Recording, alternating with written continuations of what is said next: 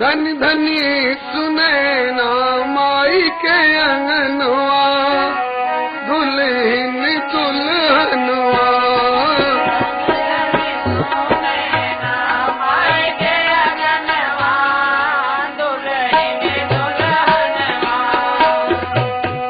मिथिला के मात सरोवर मंडप अति पावन सुंदर।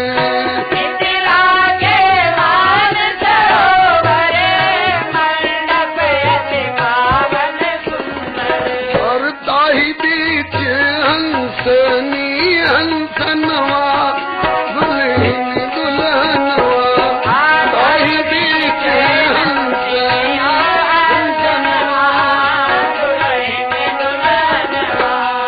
धन धन सुने ना माई के अंगनवा दुल्हन दुल्हनवा।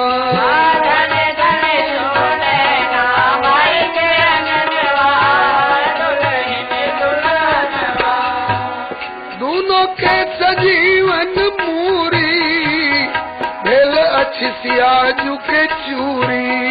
दोनों के सजीवन मूरी भेल सियाजू के चूरी।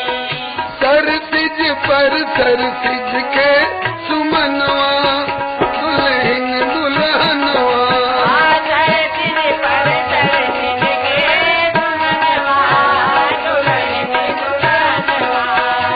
धनी धनी सुने ना माई के अंगनवा दुल्हन दुल्हनवा।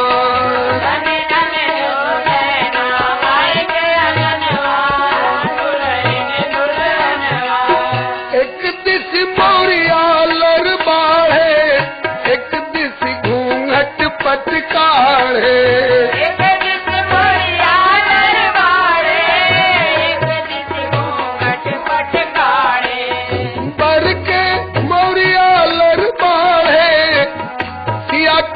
घूंघट पटकारे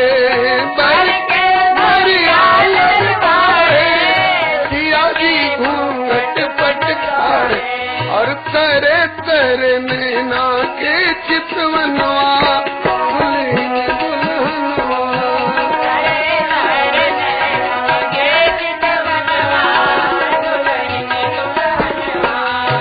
धन धन